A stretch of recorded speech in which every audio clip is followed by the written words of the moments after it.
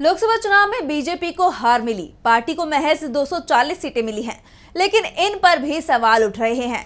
India गठबंधन की तरफ से दावा किया जा रहा है कि अगर ईवीएम से चुनाव नहीं होता तो एनडीए विपक्ष में होता। बीजेपी के लिए 150 सीट जीतना भी मुश्किल होता। दावे तो यहां तक किए गए कि बीजेपी 50 के अंदर ही सिमट जाती। चुनाव आयोग भले ही ईवीएम का पक्ष ले रहा हो, सरकार ईवीएम के साथ हो, लेकिन विपक्ष अभी भी ईवीएम के साथ नहीं है।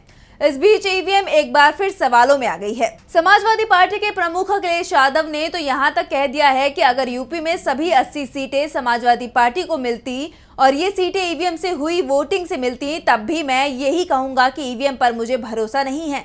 ईवीएम से जीतकर ईवीएम हटाने का काम करेंगे। जब तक ईवीएम नहीं हटेगी, हम समाजवादी लोग इस पर अड़िग रहेंगे। दरअसल इस बार लोकसभा चुनाव में यूपी में समाजवादी पार्टी नंबर 1 पार्टी बनी है। राज्य के 80 सीटों में से सपा को 36 सीटों पर जीत मिली, जबकि पार्टी ने सिर्फ 62 सीटों पर ही उम्मीदवार उतारे थे। दूसरी तरफ सभी 80 सीटों पर जीत का दावा करने वाली बीजेपी और एनडीए की सीटें 37 रह गई, जबकि सबसे ज्यादा सीट पर लड़ने वाली बीजेपी को 33 सीटें मिली। बीजेपी ने 75 सीटों पर चुनाव लड़ा था। पूरे एनडीए को 36 सीटें मिली हैं, यानी अकेले सपा पूरे एनडीए पर भारी पड़ी है।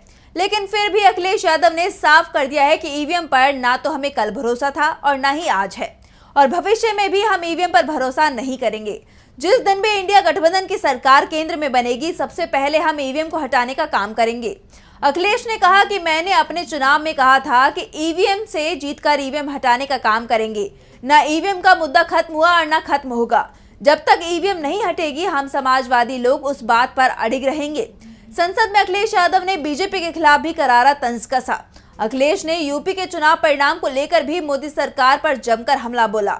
उन्होंने कहा कि होई वही जो राम रचि राखा, यह है उसका फैसला। जिसकी लाठी में नहीं होती आवाज, जो करते थे किसी को लाने का दावा, वो खुद है किसी के सहारे को लाचार। साफ है, अखिलेश यादव ने बीजेपी की बहुमत से दूर रहने को भगवान का न्याय बताया है। साथ ही ईवीएम का मुद्दा एक बार फिर से उठाते हुए साफ कर दिया है कि ये मुद्दा इंडिया गठबंधन और देश की जनता के लिए अभी भी जीवित है।